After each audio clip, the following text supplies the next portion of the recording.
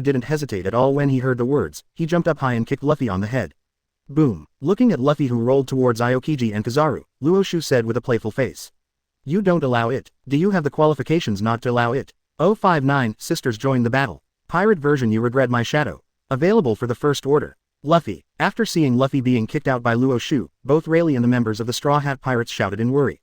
Aokiji saw the Straw Hat Kid rolling on the ground and came to his feet. Without any hesitation, he directly raised his foot, like stopping a ball, and let Luffy stop directly at his feet.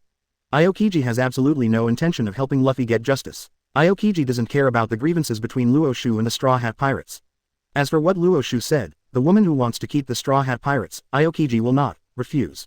What really made it difficult for Aokiji was that Lu Shu had no intention of handing over the celestial dragons who were still alive. Come on. Aokiji ignored Luffy who kept moaning in pain, stared at Luo Xiu opposite, and said in a deep voice. Luo Xiu, You should be very clear about what celestial dragons mean to the world government. Killed 1 celestial dragons in East Blue, killed 2 more here in Sabayati Archipelago, and now they still plan to forcibly keep this living celestial dragons. Luo Xiu, if you do this, don't you think about the price you will have to pay in the end? Facing Aokiji's question, the corners of Luo Xiu's mouth curled up slightly, and he said lightly. Aokiji, are you threatening me? Aokiji was silent for a moment, then shook his head and said. It's not a threat, but you should also know that what I say is the truth. Luo Xiu waved his hand and said straightforwardly. Stop talking nonsense Aokiji, take these guys back to naval headquarters. Aokiji took a deep look at Luo Xiu, and sure enough, he didn't say anything more, and directly asked the sailors to escort Rayleigh and the members of the Straw Hat Pirates to the location where the warship was docked. The members of the Straw Hat Pirates still wanted to struggle, but after being taught a harsh lesson by the sailors, they all calmed down. However, in their hearts, the D Luo Xiu was far more hateful than Marine. When I was at Enies' lobby before, I had already robbed Robin and killed Usopp, and now I want to rob Nami again. It is simply unforgivable. However, no matter what kind of anger and hatred they have in their hearts, they can only be escorted to Marineford honestly. Rayleigh did not show any resistance from the beginning to the end. As an old guy who has been in the New World for many years, Rayleigh is more aware of the current situation than the Straw Hat Pirates.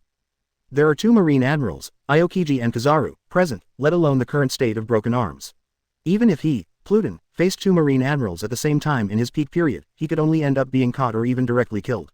There is only a dead end for resistance, and I followed Aokiji and Kizaru to naval headquarters honestly, waiting for the public execution 7 days later. At least there is hope of being rescued. After all, Rayleigh knew very well that if the news of his public execution spread, those old guys back then would absolutely not be indifferent. Most importantly, Shanks will definitely lead his Red Hair Pirates to naval headquarters to rescue him. 2 New World 4 Emperor's regiments, plus a former Roger Pirates regiment, even if it is Marine, it must be Wade and Wade, right? While Marine escorted Rayleigh and the Straw Hat Pirates to leave, Nami, Chirulia Palace, and Kami were all in despair. Luffy, Zoro, Sanji, Kyunba. Nami sat down on the ground, watching their leaving backs, with a look of despair and panic. Even Nami looks like this, let alone Chirulia Palace. Originally, when seeing 2 Marine admirals coming here together, Lulia Palace still felt that she could be saved. She has even decided in her heart that she wants Aokiji and Kizaru to arrest Luo Xiu and bring him back to Mariajoy, so that he can experience what real torture is. It is good to use this method to avenge his father and big brother. But the result, the 2 Marine admirals teamed up and couldn't beat Luo Xiu, the B***********. What's more, she, the celestial dragons who is still alive, was just given up by the 5 elders. Even if Shilulia Palace's head is not clear, it has been completely understood at this time. Just relying on the 2 Marine admirals Aokiji and Kizaru, even the Marine Admiral Sengoku would never dare to make the decision to give up the rescue of Kailongren. Only the 5 elders can make such a decision. At this moment, in Shilulia Palace's heart, the hatred for the 5 elders was even equal to that terrifying man Luo Xiu. After Aokiji and Kizaru led Marine to leave, the voice of the system sounded again in Luo Xiu's mind. Host handed silver Rayleigh to Marine, changed summit war, and got reward, armament hockey strength increased. After hearing this voice, Luo Xiu didn't show much surprise, but narrowed his eyes slightly, thinking secretly in his heart. It seems that Marine is really going to follow my plan. For Luo Xiu, the trade of Rayleigh and the Straw Hat Pirates to Marine this time also revealed the identity of Luffy, the son of the leader of the Revolutionary Army, but did not expose his relationship with Garp. Its real purpose is to prevent Marine from breaking the boat, and now put Luffy on the execution platform of naval headquarters, and perform public execution together with Fire Fist Ace and Pluton Rayleigh. After all, if the 2 grandsons were executed together, their Marine hero Garp might really betray Marine. And once Marine really does this, it means that they have completely fallen into the dust bag set by Luo Xiu. When Luo Xiu exposed the relationship between Garp, Dorag, Ace, and Luffy in front of the whole world in Summit War, Marine, who was originally trusted and supported by people, will completely loathe and cast aside Marine in an instant. No matter what Marine does, it is absolutely impossible to get their support and trust. Luo Xiu had been looking forward to that scene for a long time. Thinking of that scene, the corners of Luo Xiu's mouth curled up slightly, and a weird smile appeared on his face. Luo Xiu turned around and glanced at Nami, Shilulia Palace, and the 3 daughters of Kami. Before the Summit War really begins, give them a good training. Thinking of this, Luo Xiu turned his attention to Robin, Khalifa, Nuo Chigao and Vivi, and said with a smile. Then, this event is over, take the treasure sent by the world government, and we will start heading to the next target location, the Fishman Island. Yes, Master Luo Xiu. After coming to the Sabayati Archipelago, Luo Xiu went directly to the special coder of Sabayati Archipelago to coat his ship. Facts have proved that this decision made by Luo Xiu is still very wise. There are still 7 full days before the Summit War starts, and within these 7 days, there are enough things for Luo Xiu to do. No matter how scared Nami, Shilulia Gong, and Kami were, they could only obediently follow behind them in the end. The most important thing is that in Nami's heart, she is very eager to repair the relationship with Nuauchi. Since Belle Mel was killed by that D dragon, she has only one family member left, Luo Xiu. As long as Luo Xiu can forgive herself and recognize herself as a younger sister again, no matter what she asks Nami to do, she can't refuse. What Nami, Shaolulia Palace, and Kami are thinking in their hearts, Luo Xiu does not know. But since they had already appeared here, of course Luo Xiu would not be polite to them, and directly decided to teach them navigation knowledge. Of course, Junlulia Palace is an exception. In Luo Xiu's heart, Shaolulia Palace is completely unqualified to be the woman he recognizes. This celestial dragons, just be her flannel ball honestly. Luo Xiu handed Khalifa the task of taming Shaolulia Palace in the early stage and crushing her seemingly innate arrogance. As an object tamed by Luo Xiu himself, Khalifa would not have any problem dealing with a Shaolulia Palace. As for Nami and Kami, Luo Xiu did not let them go. While Robin, Machino, and Vivi were driving the boat to the Fishman Island, Luo Xiu also brought Nami and Kami into the cabin, teach them the real sailing knowledge and skills. For Luo Xiu's decision, Luo Xiu didn't have any opinion, and she even took the initiative to ask Ying to demonstrate for Nami how the boat should sail. What I said at the population auction house before, that I want to completely sever the sister relationship with Nami, is just because it was too high at the time. Luo Xiu knows very well that in Nami's heart, it is absolutely impossible to have any good feelings for the Murloc Hachi of the evil dragon pirates. It's just because her idiot captain wants to become friends with Hachi, Nami can't change this situation. Now that Nami has become a member of their ship and will soon become Luo Xiu's woman, of course Luo Xiu will not be as heartless as before. Nokigao is Nami's only family member, on the other hand, isn't Nami the only remaining family member of Nokigao? What Nokigao has to do is to make Nami completely forget about the so-called Straw Hat Pirates and stay with her forever. One must know that Luo Xiu had tried to ask Luo Xiu about the strength of the time fruit ability he possessed before. Just now, he can control the flow of time, and even stop time, which can be called a terrifying scene. If you wait to become stronger in the future, can you let people who have died come to this time before they died? Luo Xiu was not the only one who cared about this question. Robin was also very curious about it, and wanted to get a definite answer from Luo Xiu. In this regard, Luo Xiu did not hide it, but directly stated that after his time fruit ability was awakened, he could indeed do this. After hearing these words, everyone on the boat immediately boiled. Especially Robin and Luo Xiu are very eager to awaken Luo Xiu's time fruit ability, so that Nicole Albia and Belle Mel can come back to life again. Asking for flowers. 0. It is precisely because of this that Luo Xiu very much hopes that Nami can stay on this ship forever, and together with her, witness the resurrection of Belle Mel. For this reason, no matter what she asks Luo Xiu to do, she is completely willing to do it. After a lot of busy work, in order to prevent the new ship from being damaged, Luo Xiu had no choice but to dock the ship at the port and return to the deck. At the same time, the voice of the system sounded again in Luo Xiu's mind. Host assists Nami and Kami to sail the boat, get a reward, Conqueror's hockey strength increase, get props, zoom out flashlight.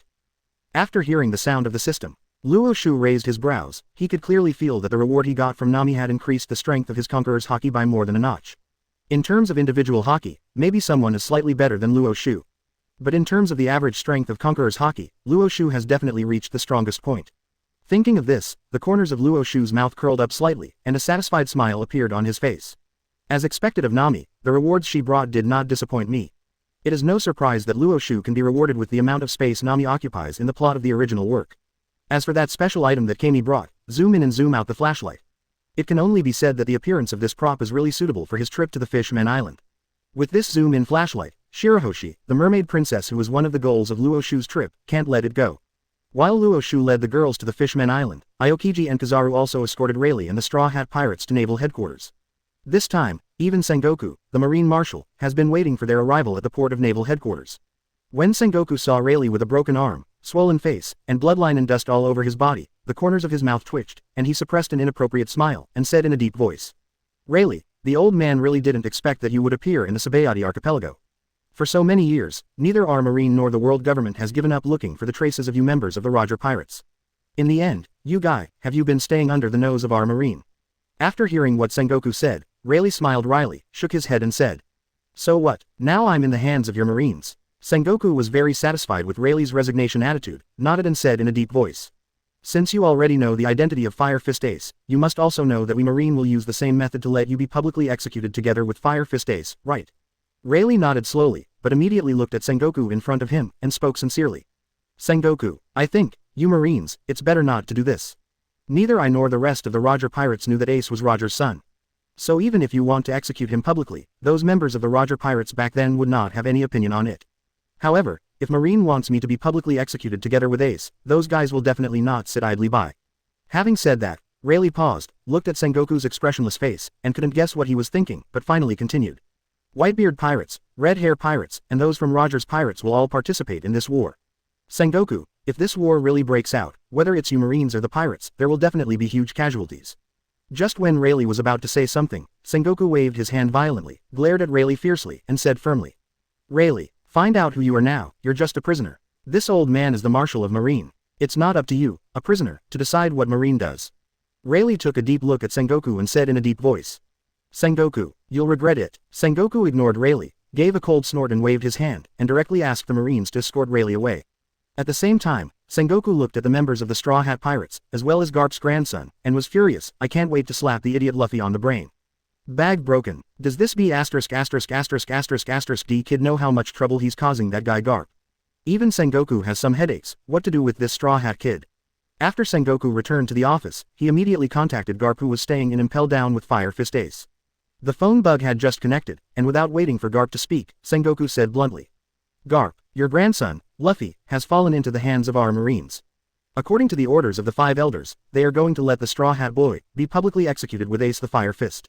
Benevolence .060 Shark Girl Charlie offers it. Luo Xiu sits high on the Void Throne, asked for the first order. After hearing Sengoku's words, Garp in Impel Down suddenly fell silent. Although Garp has already guessed that at this time Sengoku contacts himself, there is a high probability that nothing good will happen. But he still never imagined that Sengoku would bring him such frightening news. That kid Luffy actually fell into Marine's hands. Most importantly, the 5 elders actually want Marine to publicly execute Luffy and Ace together. This horse rider wants Laozi's life. After experiencing the initial sluggishness, Garp gripped the phone bug tightly in his hand, almost crushing it, and said urgently to the phone bug. Sengoku, Luffy, why did he suddenly fall into the hands of our Marine? What happened? Also, what are the 5 elders guys trying to do? Why did they let Marine execute Luffy and Ace together? Don't those guys know, Luffy is my grandson? Anxious Garp was almost dazzled, and he didn't care what he said. After hearing his questioning, Sengoku became even more angry in an instant, growling angrily at the phone bug. Don't know, 5 elders made such a decision just because they knew he was your grandson. Don't forget, in addition to raising 2 grandsons who are pirates, you also have a son who was the leader of the Revolutionary Army. Don't you know that even if the New World 4 Emperors add up, there is no greater threat to the 5 elders than Dorag? Although the New World 4 Emperors have a very famous name, in the eyes of the 5 elders they are just tools used to threaten the World Government Alliance Kong. It is precisely because of the existence of the New World 4 Emperors that those World Government member countries dare not have any hesitation in paying the heavenly gold. But the Revolutionary Army is different. Those 793 guys in the Revolutionary Army, under the leadership of Dorag, have been destroying the foundation of the world government. Drago and his Revolutionary Army are the real big trouble in the eyes of the world government. It is precisely because of this that the 5 elders made the decision to publicly execute Luffy together with Fire Fist Ace, knowing Luffy's identity. It would be great if we could take this opportunity to draw out the Revolutionary Army and let Marine deal with them together. After hearing Sengoku's explanation, Garp's eyes instantly turned red, his eyeballs were bloodshot, and his face became distorted and hideous. Sengoku could clearly hear Garp's heavy breathing coming from the phone bug, which made Sengoku, who had fought side by side with Garp for decades, feel very bad. Garp, calm down, Sengoku hastily yelled at the phone bug. However, after hearing Sengoku's words, instead of calming down, Garp became even more angry. Garp growled furiously while holding the phone bug in his hand. Sengoku, my 2 grandsons are about to be publicly executed.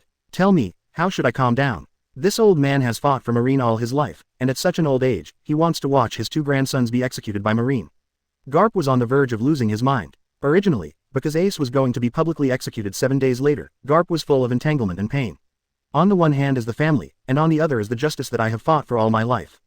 Garp is very clear that no matter which side he chooses in the end, he will definitely live in pain and regret in the days to come.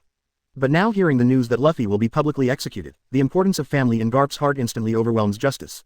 As a grandpa, Garp cannot just sit back and watch his 2 grandsons be publicly executed together.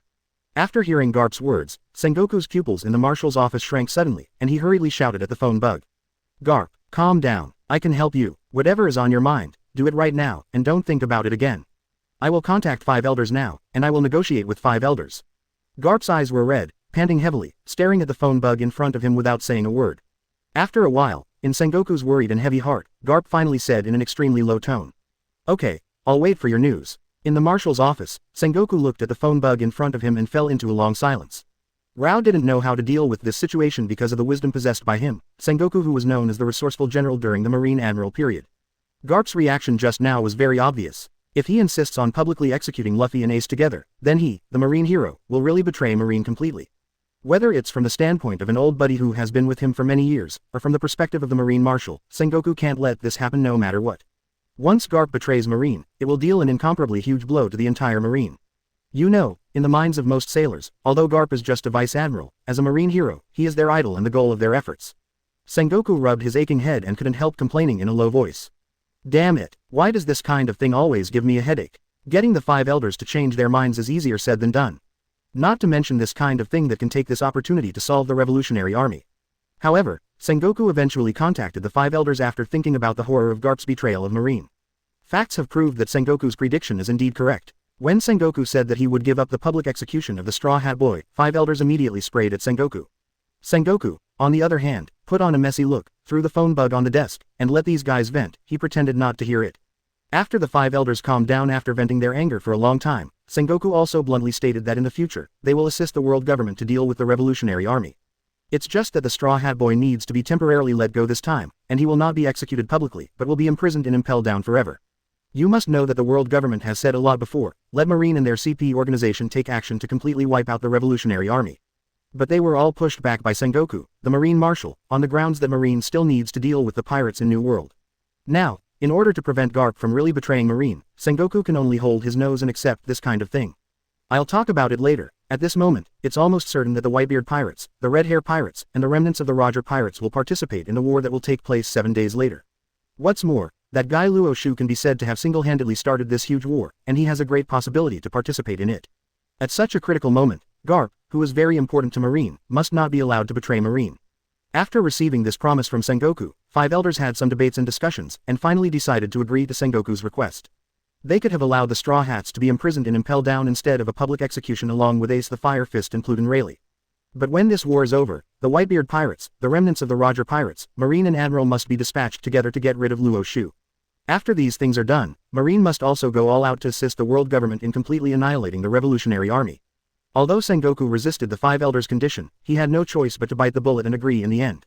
Sengoku didn't waste any time and told Garp the news directly. Under Sengoku's persuasion, Garp finally calmed down gradually. At least, he will no longer think about betraying Marine. After finishing all this, Sengoku sat in the marshal's office exhausted both physically and mentally. Sengoku rubbed the space between his brows and murmured softly, "It seems that after this war is over, it's time for the old man to step aside. I just don't know, Sakazuki or Kuzan, who is more suitable to be the new Marine Marshal." At this moment, Sengoku suddenly remembered that he still had one very important thing to do. Now that the decision has been made, the Straw Hat Pirates will be imprisoned in Impel Down, and Fire Fist Ace will be publicly executed along with Pluten Rayleigh. Then this news naturally needs to be publicized to the extent that the whole world knows it. Otherwise, how can the remnants of the Roger pirates be attracted to participate in this war? Thinking of this, Sengoku forced himself to sit up again, and in the name of Marshal Marine, began to make preparations for spreading the news. In order for Sengoku to proclaim to the world, Marine will publicly execute Fire Fist Ace and Pluten Rayleigh in 7 days. Luo Xiu has also led the girls to successfully arrive at the Fishman Island. A place like the Fishman Island is very novel to Robin, Khalifa, Machino, Nuao Kaya, Vivi, and even Nami. After learning the knowledge and skills of sailing from Luo Xiu before, Nuao also has a better attitude towards Nami. Obviously, Nami has been completely forgiven in his heart, but in order to let Nami gradually fall, Nuao still has to pretend to be indifferent. This made Nami dare not show any worries about the Straw Hat Pirates at all, and could only make a smile. The most important thing is that besides Machino and Khalifa, Nami has a very good relationship with Nuao, Robin, Kaya, and Vivi. Now being forcibly snatched away from the Straw Hat Pirates by Luo Xiu, being with them gradually made Nami feel at ease. Although, when Luo Xiu was teaching her to sail, Nami was still a little uncomfortable, and couldn't keep up with Luo Xiu's wild actions. Although Kami was very sad because of Xiaoba's death, she also knew that what Xiaoba did in Kokoyasi village was in itself unforgivable. The trauma caused by the dragon pirates to Kokoyasi village cannot be erased so easily. No matter how sad she was in her heart, she couldn't express it at all. What's more, Luo Xiu took her to sail, and the feeling of letting her new boat toss in the waves has greatly diluted the grief in Kami's heart. Now that we have arrived at the Fishman Island, Kami, as a member of the Fishman Island, of course has to act as a guide, taking Luo Xiu, Robin, Khalifa, Vivi, and Nami around. And the first stop, of course, is the place where Kami worked before, Mermaid Cafe. However, when Kami brought Luo Xiu, Robin, Khalifa, and Nami to the Mermaid Cafe, she was surprised to find that there was no guests. Only Xiarli, the boss, was sitting in the hall, smoking a pipe with a blank expression on his face. Under the smog, Xiarli, the fortune teller of the Great Blue Shark and Mermaid clan with an explosive figure, added a bit of mystery. Seeing this scene, Kami blinked and asked suspiciously, Sister Xiarli, is there no customers in the cafe today? Xiarli didn't answer Cammy's question, but stood up, came to Luo Xiu, looked at the man in front of him, and said slowly. You are finally here, Luo Xiu. After hearing Xiarli's words, no matter whether it was Cammy, Robin, Khalifa, Nuo Chigao, Vivi, or Nami, they all froze on the spot. Even Luo Xiu, who was the person involved, couldn't help but raised his eyebrows, looked at Xiarli playfully and said. You know me. Feeling Luo Xiu's eyes exploring back and forth around his body, Xiarli shook his head and said although he felt a little uncomfortable. I don't know you, I just saw your name in the newspaper. It's just that I saw you in the crystal ball 2 days ago. At the end, Xiarli's eyes changed, and the expression on his face was indescribably complicated. Lu Shu was naturally very clear about Xiarli's identity as a fortune teller. Although in the original plot, because of the picture in the crystal ball, Xiarli mistakenly believed that the Straw Hat Pirates were the murderers who destroyed the Fishman Island. But it is undeniable that the final scene is indeed just like what she saw in the crystal ball. Thinking of this, Luo Xiu looked at Xiarli in front of him with great interest, and said with a smile. What did you see about me? Xiarli paused for a moment, his face became very complicated in an instant, and he was silent for a while before finally speaking. I saw in the crystal ball that after an unknown period of time, you will sit on the void throne, and the whole world will tremble because of you. These women who are by your side now were also by your side at that time, to be precise, they are not the only women who are by your side. Although I can't see the specific appearance of those people, but... Xiarli paused at this point. Under the eyes of everyone present, the shark girl fortune teller's complexion suddenly became rosy and subtle, and her voice became a little low. I can tell, I'm in it. As soon as the words fell, the faces of everyone present became very strange, especially Cammy, who stared at 2-7's own boss with wide eyes. What did she just hear? Sister Xiarli will also become one of Luo Xiu's women. God, this is too crazy. At this moment, Cammy finally understood why there are no 10 customers in this mermaid cafe today. I'm afraid it's because Xiarli, the boss, knew that Luo Xiu and the others would come to the Fishman Island today, so he didn't open the door on purpose. After all, the 2 news Xiarli said are really shocking. Even Luo Xiu, after listening to Xiarli's description, couldn't help feeling excited. The so-called void throne that Xiarli saw in the crystal ball was the target of Luo Xiu itself. What Luo Xiu has to do is to finally surpass everyone in this world. Even Lord I Am, who has ruled the world for more than 800 years, is absolutely no exception. As for what Xiarli said later about the women following him, I can only say that this shark girl fortune teller lives up to her reputation. Luo Xiu's goals have never been limited to those who are by his side now. And this trip to the Fishman Island, besides the mermaid princess Shirahoshi, the shark girl in front of him is one of his goals. Thinking of this, Luo Xiu looked at Xiarli's uneven figure with a smile, and asked slowly. So, what do you do after seeing this kind of picture? Feeling Luo Xiu's burning gaze, Xiarli lowered his head slightly in embarrassment, shook his head in a little confusion and said. I don't know, what should I do? Hearing this, Luo Xiu waved his hands and said bluntly. From today on, you are my woman, and you will leave the Fishman Island with us. As for now, I still have to go to your palace on the Fishman Island. After all, I don't have much time to waste on the Fishman Island. 061 Grab Princess Shirahoshi. I am not a good person. Available for the first order. To the palace. After hearing Luo Xiu's words, shark girl Xiarli blinked, not understanding by Luo Xiu's meaning for a moment. Sensing Xiarli's gaze, Luo Xiu nodded with a smile. Of course, I came to the Fishman Island, besides looking for you, that Princess Shirahoshi is also my goal. Since you have already taken the initiative to send it to your door, then naturally you need to go to the palace and snatch Shirahoshi away. As soon as the words fell, Xiarli froze on the spot, staring at Luo Xiu with wide-eyed eyes, with an expression of disbelief on his face. Snatch Princess Shirahoshi. Seeing Xiarli's stunned look, Luo Xiu became playful, stretched out his palm, pinched Xiarli's fair and tender cheeks, and asked back with a smile. Don't you just think that I'm a good person based on what you see in the crystal ball? Even the world government has evaluated me as an extremely vicious thief, how can I live up to such a good name? After the words fell, Xiarli's pupils shrank suddenly, and his eyes were full of doubts about life. She finally realized that although she saw Luo Xiu sitting on the void throne in the crystal ball, she and other women followed him. But this absolutely does not mean that Luo Xiu is a good person in the traditional sense. Moreover, judging from the meaning of his words, maybe he was one of the goals of Luo Xiu's trip to the Fishman Island this time. It is also because of the picture she saw in the crystal ball a few days ago that Xiarli has been thinking wildly these days. In the end, he even resigned to his fate, feeling that he should really follow Luo Xiu as shown in the crystal ball. If she hadn't made such a choice, maybe Luo Xiu would not let herself go. Just like he is going to snatch Princess Shirahoshi away, even if he refuses, Luo Xiu will definitely snatch him away too. After figuring this out, Xiarli's mood suddenly became extremely delicate. Feeling Luo Xiu's fiery gaze in front of her, Xiarli unconsciously wanted to take 2 steps back, but because Luo Xiu pinched her cheek, she couldn't make any movement at all. Luo Xiu sensed Xiarli's thoughts and said directly, Okay, don't think about struggling, I said that there is not so much time to waste on the Fishman Island, since you have already made a decision, then accept your fate obediently 12. As far as I know, You, a fortune teller, have a good status even in the Fishman Island. To save time, take me and Robin to the palace together. Robin didn't have any opinion on this, she took the initiative to tell Luo Xiu when she came to the Fishman Island. As the only surviving scholar in Ohara, Robin certainly hopes to decipher the historical text and find the historical truth that has been blank for 100 years. At least, fulfill the last wishes of those dead scholars. Robin naturally didn't want to miss the historical text of the Fishman Island. Xiarli was numb, she really didn't expect that things would turn out like this. This made Xiarli doubt for the first time whether the scene he saw in the crystal ball will become a reality. If a man like Luo Xiu really sat on the void throne and became the king of the world, what would this world be like?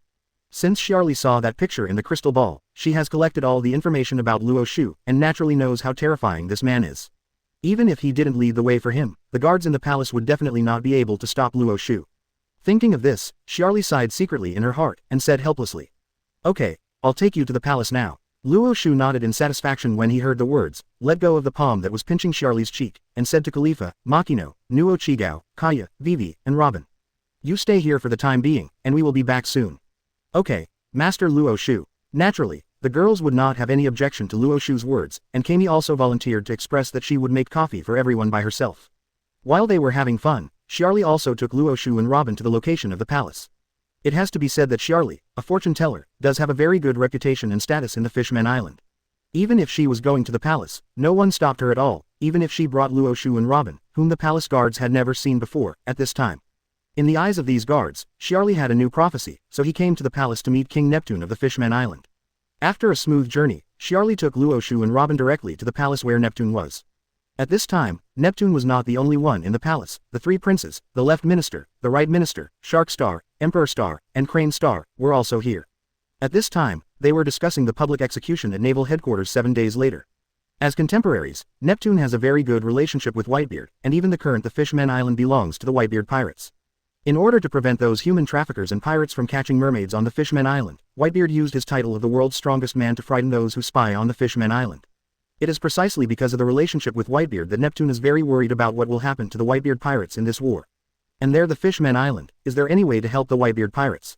The unexpected visit of Xiarli, Luo Xiu, and Robin interrupted Compton's conversation with the Crown Master.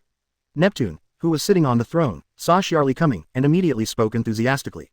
Xiarli, why did you come to the palace suddenly? Is there any new prophecy? In fact, the reason why Neptune is so pessimistic about the war between the Whitebeard pirates and Marine. It is because Xiarli had predicted it a long time ago. She predicted this war back then, and even said that Whitebeard would die in this war. And the accuracy of Xiarli's predictions, at least for now, is still 100%. The left and right ministers, as well as the three princes, also looked at Xiarli eagerly, hoping to hear some good news from her. It would be nice if Whitebeard didn't have to die in this war. However, facing Neptune's question, Xiarli's eyes became a little sad, and he didn't answer his question, but directly retreated behind Luo Xiu, bowed his head and said nothing. Seeing this scene, no matter it was Neptune, the left and right ministers, or the three princes, they all really noticed Luo Xiu. Originally, their attention was all on Xiarli, but now they suddenly realized that Junli did not come to the palace alone this time. Neptune looked Luo Xiu up and down, and suddenly recalled the content of the newspaper he had read in his mind. His pupils shrank suddenly, and a dignified look appeared on his face. You are Luo Xiu, right? Hearing this, Luo Xiu nodded with a smile. It's rare that King Neptune knows my name. Neptune clenched his fists unconsciously, a trace of indignation flashed in his eyes, and he said in a heavy tone. Of course I know. If you didn't hand over Fire Fist Ace to Marine, how could Marine publicly execute Fire Fist Ace? How could the Whitebeard pirates go to Marineford to fight Marine after 7 days? Hearing this, the left and right ministers and the three princes also reacted instantly. When they read the newspaper about Marine's public execution of Fire Fist Ace, they had already noticed that it was because of Luo Xiu that this incident happened. Thinking of this, the left and right ministers, Sha Xing, Huang Xing, and Carriage Xing held their weapons in their hands in an instant, and stared at Luo Xiu eagerly, in case he made any sudden changes. Neptune did not stop this, but stared at Luo Xiu with the same burning eyes, and asked in a deep voice. Luo Xiu, you suddenly came to the Fishman Island, and also came to the palace, is there something wrong? If there is nothing else, then please leave, we still have very important things to discuss, it is not convenient to entertain you at this time. Facing Neptune's explicit intention of expulsion, Luo Xiu didn't show politeness to him, and said straightforwardly. There is indeed something, I need to see the historical text of the Fishman Island. Besides, the corners of Luo Xiu's mouth curled up slightly, a playful smile appeared on his face, and he spoke slowly. Hand over Princess Shirahoshi, I'm here to snatch this princess. Don't complicate something that should be very simple, because, I'm not going to waste my time on the Fishman Island. After the voice fell, the palace suddenly fell into an extremely strange atmosphere of silence. After a while, Neptune, the left and right ministers, and the three princes finally came to their senses. Neptune slapped suddenly, stood up directly, glared at Luo Xiu and growled. Luo Xiu, do you know what you're talking about? Although we, the Fishman Island, are not strong, we are definitely not at the point where we can be bullied by others. It wasn't just Neptune who was angry, the left and right ministers were trembling with anger from Luo Xiu's words, and the three princes couldn't wait to get rid of Luo Xiu, who was so rude, on the spot. At this time, the news they received hadn't been updated, so they didn't even know what happened in Sabayati Archipelago. In their eyes, although Luo Xiu is very powerful, it is only to the extent that he can barely fight against Garp with his time fruit ability. After all, Marine has never advertised that when Aokiji traded Fire Fist Ace with Luo Xiu, Aokiji had a fight with Luo Xiu. Even without the time fruit ability, Luo Xiu was only slightly disadvantaged. Neptune, the left and right ministers, and the three princes were even more unclear. An hour ago, the two Marine admirals, Aokiji and Kizaru, did not take any advantage in front of Luo Xiu. It was precisely because of this that they acted so tough in front of Luo Xiu. Of course, even if they knew what happened in Sabayati Archipelago, they would never back down in order to protect Shirahoshi. It's just that Luo Xiu has never been a person who retreats in spite of difficulties. Facing Neptune's reprimand, Luo Xiu shook his head slightly and spoke slowly. I've said it all, I didn't intend to waste my time here the Fishman Island, why don't you understand? As soon as the words fell, Luo Xiu's eyes flashed a gleam, and he stomped hard, and his figure disappeared in place in an instant. Seeing this situation, whether it was Neptune who stood up from the throne, the ministers around him, or the three princes, they were all terrified and acted one after another. Good fight ready. The left and right ministers stood in front of Neptune, and the three princes Shark Star, Emperor Star, and Crash Star stood in the front with weapons in their hands. Unfortunately, with their strength, they couldn't stop Luo Xiu at all. Luo Xiu didn't even use the time fruit ability, and his figure appeared in front of the three princes in an instant. This terrifying speed didn't even have time for the three of them to make any unnecessary reactions. Luo Xiu directly kicked Shark Star's head. Boom! Accompanied by a dull sound, Shark Star's huge body rolled and flew backwards. In the next second, Luo Xiu's body turned suddenly, raised his right leg again, and kicked Huang Xing's chest. Boom! The fate of Emperor Xing and Shark Xing was exactly the same, but they flew out in opposite directions. Seeing that his two big brothers couldn't even block Luo Xiu's kick, although the car crasher was full of panic, he still shouted and held the weapon in both hands to attack Luo Xiu. Unfortunately, facing his attack, Luo Xiu turned sideways slightly, directly dodged him, and slammed his clenched fist on Crashing Star's chest. Boom! A roar sounded, and the car-turning star smashed the ornaments of the Palace of 267 into pieces. Seeing the frightened appearance of the ministers on the left and right in front of him, Luo Xiu unceremoniously stretched out his palms and held them on the heads of the two of them respectively. Together, boom! Accompanied by a muffled sound, the left and right ministers felt as if their heads were about to explode, and involuntarily let out a shriek full of boundless pain from the depths of their throats. Howling, Luo Xiu didn't even look at the left and right ministers who kept rolling on the ground covering their heads, trying to relieve the pain in this way. Instead, he looked at the king of the Fishman Island in front of him blankly, and said in a flat tone. Now, have you recognized the reality? Neptune clenched his fists, his body trembled slightly, and deep fear filled his eyes. Although he guessed that Luo Xiu dared to speak out in the palace, it meant that he had absolute confidence in his own strength. But Neptune still never imagined that this guy's strength was so strong. His three sons, as well as the left and right ministers, couldn't even block a single move in front of Luo Xiu. Feeling the indifferent gaze of Luo Xiu in front of him, Neptune unconsciously took 2 steps back, looked at Luo Xiu and asked in a low voice. Luo Xiu, why on earth are you doing this? Why are you targeting Shirahoshi? Neptune really couldn't understand. Obviously Luo Xiu had never had any intersection with them in the Fishman Island, but why did he come up and say he wanted to snatch Shirahoshi? Facing Neptune's question, Luo Xiu didn't hide anything, but said it directly. Because Shirahoshi is beautiful. Neptune was dumbfounded. He had thought that Luo Xiu had somehow learned the identity of Poseidon, one of Shirahoshi's 3 ancient weapons. But he never thought that the reason Luo Xiu wanted to snatch Shirahoshi away was because Shirahoshi was beautiful. And, how did you be ********** say that in front of Shirahoshi's own father? Hey, Neptune wanted to kill the ********* Luo Xiu on the spot, but after calming down, he thought that if he really wanted to go to war with Luo Xiu, the whole the Fishman Island might be destroyed. After all, the current Whitebeard pirate group is preparing to rescue Fire Fist Ace, and there is no time to help them the Fishman Island. Most importantly, if Luo Xiu was afraid of Whitebeard, would he still hand over the Fire Fist Ace to Marine, triggering the doomed war 7 days later? Thinking of this, the power in Neptune's body seemed to be pulled away in an instant, and he fell to the ground in a daze, lowering his head and saying in a low voice. I promise you. When Luo Xiu heard this, he nodded in satisfaction, kicked the left and right ministers who were still rolling on the ground, and spoke to them. You two, one is going to bring Robin to see the historical text, and the other is going to bring Shirahoshi over.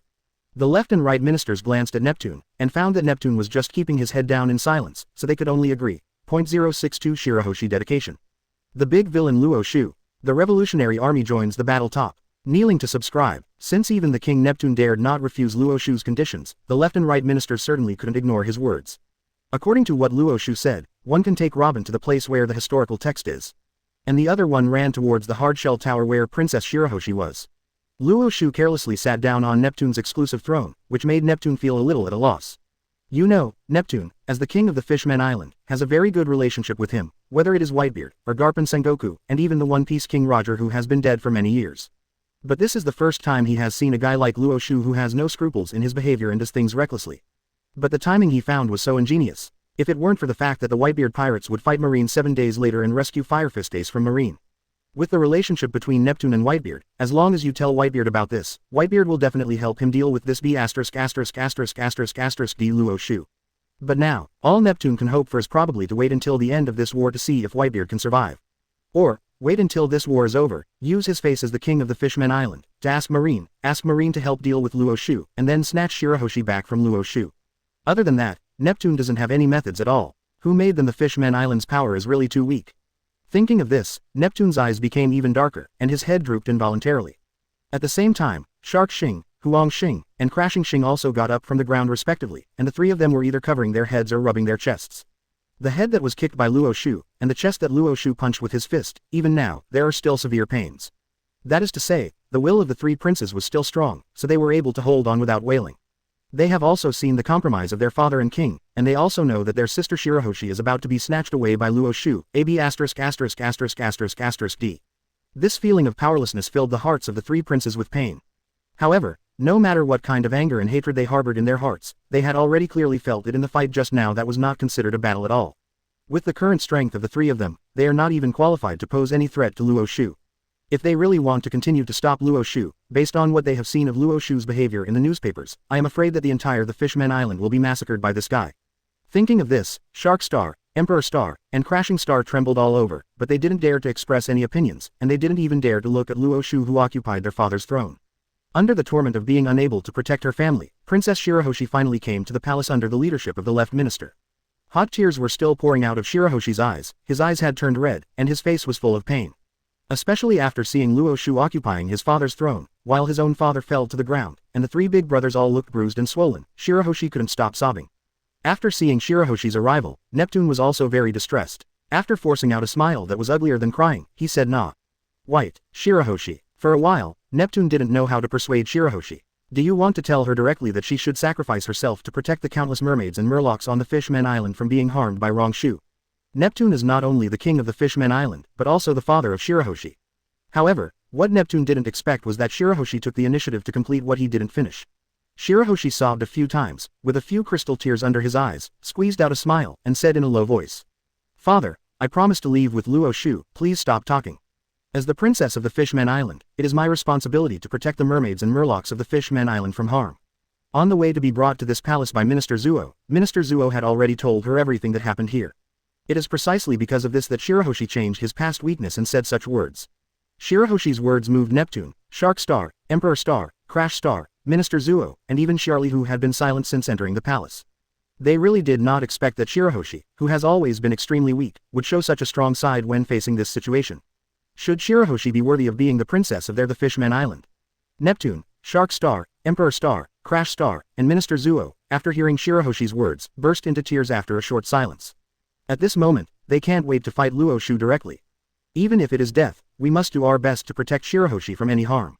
However, when they thought of the common mermaids and murlocs on the Fishman Island who didn't know that the danger had come quietly, they had no choice but to give up this idea. With the terrifying power that Luo Xiu possesses, even if the Fishman Island is added up, they are no match for him at all. Neptune stood up tremblingly, looked at Shirahoshi with tears, and said with trembling lips. Shirahoshi, really, made you suffer. Since Vander Decken X, he has been entangled with Shirahoshi because he knew that Shirahoshi is Poseidon, one of the three ancient weapons. As a result, Shirahoshi can only live in that hard-shell tower all these years, and has no chance to go out at all. Now it is because of the arrival of Luo Xiu that Shirahoshi can only choose to sacrifice himself in order to protect the people of the Fishman Island. Just when Neptune was in great pain, after reading the historical text of the Fishman Island, Robin also returned to the palace with the right minister.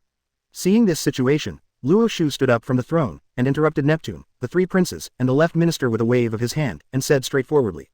Don't waste time, I don't have that much time to watch you move here. Luo Xiu's extremely straightforward words annoyed Neptune, the three princes, and the left and right ministers who were being moved by Shirahoshi's voluntary sacrifice. However, they were helpless. No matter how angry they were in their hearts, they could only forcefully hold back in the end.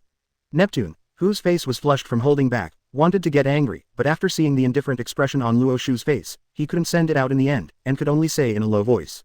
Luo Xiu, even if Shirahoshi is willing to leave with you, how do you want to take her away? Hearing this, the three princes, as well as the left and right ministers suddenly became enlightened. King Neptune was right. Even if Princess Shirahoshi is willing to compromise, but facing her incomparably huge body, how can Lu Shu take her away? However, Luo Xiu didn't even look at Neptune and said mercilessly. Do you need to worry about this kind of thing? Neptune is hard, fist is hard. As the king of the Fishman Island, when did Neptune receive such a reprimand? That is to say, he has not been dazzled by anger, and clearly knows how terrifying power this arrogant and vicious guy Luo Xiu possesses. Otherwise, Neptune would have made Luo Xiu pay for his words on the spot. Under the watchful eyes of everyone present, Luo Xiu directly took out that zoom-in-zoom flashlight obtained from Kami before, and after turning it on, a beam of light shone directly on Shirahoshi's body. Under the eyes of everyone who couldn't believe and doubted life, Shirahoshi's huge body began to shrink visible to the naked eye. It didn't stop until it shrank to the size of Robin and Xiarli. Even other people are skeptical about life, let alone Shirahoshi as the person involved. After Shirahoshi discovered the change in himself, he froze on the spot. His eyes widened suddenly, and a look of shock and surprise suddenly appeared on his face. Shirahoshi has always had a low self-esteem for his very large body, and now he suddenly becomes so small that he is indistinguishable from a normal person. This kind of surprise even greatly dilutes the sadness of being threatened by Luo Xiu to leave the Fishman Island with him with fear. After finishing all this, Luo Xiu didn't waste any time at all, looking directly at Shirahoshi and said, "Let's go." Shirahoshi, who was pleasantly surprised by the changes in his body, froze on the spot after hearing this. However, after seeing Luo Xiu leading Robin and Xiarli towards the gate of the palace without any explanation, Shirahoshi choked up again, bowed slightly to Neptune, said nothing, and quickly caught up with Luo Xiu's back. Neptune above looked at Shirahoshi who followed Luo Xiu away, his face was full of resentment for his weak strength. If the Fishman Island could be stronger, wouldn't Shirahoshi use this way of sacrificing himself to protect the Fishman Island? However, at this moment, the right minister on the side suddenly spoke. King Neptune, when I was taking that woman to read the historical text, I heard a message from some fish people. They say that there was an extremely fierce battle in the Sabayati archipelago more than an hour ago. The two sides in the battle are Luo Xiu, and the two marine admirals, Aokiji and Kizaru. Even if Aokiji teamed up with Kizaru, they didn't take advantage of Luo Xiu. As soon as the voice fell, the entire palace was instantly plunged into an extremely strange atmosphere of silence. Whether it was Neptune, the three princes, or the left minister, all of them stared wide-eyed, their faces full of doubts about life. Therefore, even without the war 7 days later, the Whitebeard pirates would not be able to snatch Shirahoshi back from Luo Xiu. Now that all the goals of this trip to the Fishman Island have been achieved, Luo Xiu certainly won't waste any more time. After arriving at the fish cafe in Xiarli, I directly led the girls to the location of their ship, left the Fishman Island, officially headed to New World, and went to the next destination. After learning that Xiarli and Kami were leaving with them, Shirahoshi's fear finally eased a little. And Xiarli finally knew why she didn't see the existence of Princess Shirahoshi in the picture she saw in the crystal ball. After all, according to Xiarli, if Princess Shirahoshi is among them, with Shirahoshi's huge body, it is impossible for her not to recognize her. The reason for this is entirely because Luo Xiu didn't know how to shrink Shirahoshi's body to the point where it is no different from the common people. When Luo Xiu left the Fishman Island with all the girls on board, it was just after entering the New World, not long after entering the New World. A newspaper bird threw a brand new newspaper from the sky. Luo Xiu raised his eyebrows, as if he had expected the contents of the newspaper. After checking the newspaper, the corners of Luo Xiu's mouth curled up slightly, and a satisfied look appeared on his face. Smile. With the explosive content in this newspaper, the summit war 7 days later will become even more lively. The White Clay Island of the Grand Line, Baltigo. As the base camp of the Revolutionary Army, it can be said that most of the strength of the Revolutionary Army is here, and at this time, all the high-level members of the Revolutionary Army have gathered in a meeting room. The reason why this kind of thing happened is because they saw great news in that brand new newspaper. With a lit cigarette in her mouth, Bello Betty spewed out a thick white smoke from her sexy mouth, and said with a chuckle, "Chief Dorag, I really didn't expect that your son is already this big. The most important thing is that this Straw Hat Kid actually chose to go to sea to become a pirate, and he is even one of the pirate supernovas." Bello Betty's words made all the high-ranking members of the Revolutionary Army nod their heads, and a slight smile unconsciously appeared on their faces. Feeling their strange eyes, Rao Yajurag's calm state of mind couldn't help but have some strange thoughts at this time. Drago was silent for a while, but finally shook his head and said, "Except for the period when he was just born, I only saw him a few times. I have never interfered with his decision to become a pirate. To be precise, when he was in East Blue Rog Town, Dorag did help Luffy once. That time, if it wasn't for Drago, Luffy would have been executed by Smoker before he even left East Blue and entered the Grand Line. Of course, there is no need to tell these people in the Revolutionary Army about this kind of thing. After all, as the leader of the Revolutionary Army, but his son chose to become a pirate, no matter how I think about it, I feel like a ghost. Mori folded his arms around his chest, looked at Drago on the opposite side, and asked slowly. Then, Chief Dorag, in the face of this situation, how do you plan to deal with it? The Straw Hat Boy and his Straw Hat Pirates will be imprisoned in Impel Down, and Fire, Lise Zhao, Fistace and Pluten Rayleigh will be publicly executed after 7 days. Quote, are you going to take this opportunity to save the Straw Hat from Impel Down? Hearing this, the smiles on the faces of the senior Revolutionary Army officers present all disappeared, and they stared at Drago without blinking. I want to know what choice the leader, Dorag, will make under such circumstances. After all, since the establishment of Impel Down, there has been only one Golden Lion who has successfully escaped from prison by himself, and no one else has been able to escape from Impel Down. If you just sit back and do nothing, maybe that Straw Hat Boy will really be imprisoned until he dies. Drago lowered his head slightly, and his eyes were full of struggles. Faced with this situation, with his wisdom, he didn't know what choice he should make. After a long silence, when the high-ranking members of the Revolutionary Army became a little impatient, Drago finally raised his head and said in a deep voice. Impel Down is going. Our Revolutionary Army will also participate in the war 7 days later. However, going to Impel Down is to rescue Ivankov and Lightning. As for the war at Naval Headquarters, we don't need to help any side, but we can take this opportunity to let the whole world know the existence of our Revolutionary Army. Let the whole world know that the purpose of our Revolutionary Army is to overthrow the brutal rule of the world government and bring true happiness and peace to the next level. Hearing this, the mood of the high-ranking members of the Revolutionary Army present became a little delicate, even though they knew that Drago's purpose was not that simple, but a high-sounding officer like Drago. That said, it's still somewhat irrefutable. At this moment, there was a loud noise, and everyone present turned their eyes to Sabo involuntarily. I saw Sabo standing up suddenly, sweating profusely, clenched his fists, smashed on the table in front of him, and growled at the newspaper. I remembered it all. Ace, Luffy, isn't some pirate to get rid of. They are my brothers. 063 Mermaid 3 bursts. Shirahoshi, Shiarly, Kami, get on the wave. Kneeling to subscribe, Ace's shouts echoed throughout the conference room, causing all the high-ranking members of the Revolutionary Army present to fall into silence. Everyone in the Revolutionary Army knew very well that Sabo, the Chief of Staff of the Revolutionary Army, did not remember anything before he was 10 years old. Sabo met on the sea and picked him up when Drago led the Revolutionary Army through the Kingdom of Goa. They never thought that Sabo would have such a relationship with Fire Fist Ace and Straw Hat Luffy. Dorag, the leader of the Revolutionary Army, is the father of the Straw Hat Boy. As the second in command of the Revolutionary Army, Sabo, the Chief of Staff, is a brother of the Straw Hat Boy. If you think about it this way, even if their Revolutionary Army wanted to stand by and watch this matter, it would probably be impossible, right? Thinking of this, Bello Betty leaned on the chair and said with a curled lip. Then it seems that our Revolutionary Army is destined to participate in this war. I thought it would be enough to save the Straw Hat from Impel Down and show his face at Naval Headquarters. But now it seems that their Revolutionary Army may also be involved in this muddy water. After hearing Bello Betty's words, Sabo wiped the sweat from his forehead, took a deep breath, and said in a deep voice. I'm sorry, but even if the Revolutionary Army doesn't plan to participate in this war, I don't have any opinion. However, I hope that I can participate in this war as a brother and rescue Ace from Marine. I absolutely can't just watch Ace being publicly executed by Marine. At the end, Sabo's face was full of determination, but there was still a trace of fear in his heart. If it wasn't for reading this newspaper and seeing Luffy and Ace appearing at the same time, maybe he still couldn't recover his memory. If Ace really died in this war, then Sabo can be sure that when he regains his memory, his heart will be filled with pain and regret. Ace and Luffy are his brothers, even if they are pirates, this identity is absolutely impossible to change. Even after these years of experience, Sabo has completely changed his view of pirates. He no longer thinks that pirates represent freedom, but regards them as obstacles that should be excluded in the new era. But Ace and Luffy are completely different in Sabo's heart. After hearing Sabo's words, all the high-ranking members of the Revolutionary Army present couldn't help but fell silent, and then turned their attention to Drago, wanting to know what kind of decision this leader will make. 770 is no exception even for Sabo. Sabo knows very well how powerful Marine's power is. Even if Mr. Garp stood idly by in this war because of his status as ace, it was just Marine 3 Admiral, plus Sengoku, the Marine Marshal, and other top Marines. They are definitely not something that the Whitebeard pirates can deal with. If Drago didn't intend to lead the Revolutionary Army to participate in this war, it would not be so easy to rescue Ace. Drago could clearly feel that the high-ranking members of the Revolutionary Army present had different eyes and different ideas at all. Just going to Impel Down to rescue Luffy already made them question their leader. You must know that the purpose of the Revolutionary Army has always been to overthrow the rule of the world government and bring real happiness and peace to the world. And if you want to do this, you not only need to overthrow the world government, the New World and the pirates in the Four Seas are also targets that need to be eliminated. However, whether it is Luffy or Fire Fist Ace, they are all pirates that the Revolutionary Army needs to eliminate. Drago wanted to reject Sabo's request and refused to allow the Revolutionary Army to participate in the rescue of Fire Fist Ace. However, after careful thinking, Drago found that even if he successfully rescued Luffy from Impel Down, that kid would definitely go to naval headquarters regardless.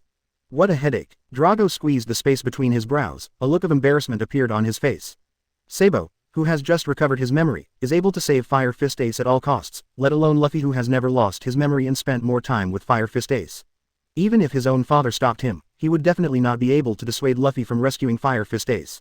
If it is left alone and let Luffy take his Straw Hat Pirates to participate in this war, what is the difference from letting Luffy take the initiative to die? With Dorig's IQ, of course, he can guess that his father Garp definitely played a key role in why Marine didn't publicly execute Luffy and Fire Fist Ace together. Otherwise, with the threat level of the Revolutionary Army and the world government, those guys from Five Elders will definitely use Luffy to try to lure themselves, the leader of the Revolutionary Army. It's just that Marine and the world government can barely let Luffy go once because of Garp, the Marine hero, but that doesn't mean that when Luffy escapes from Impel Down and goes to naval headquarters, Marine won't do anything to him.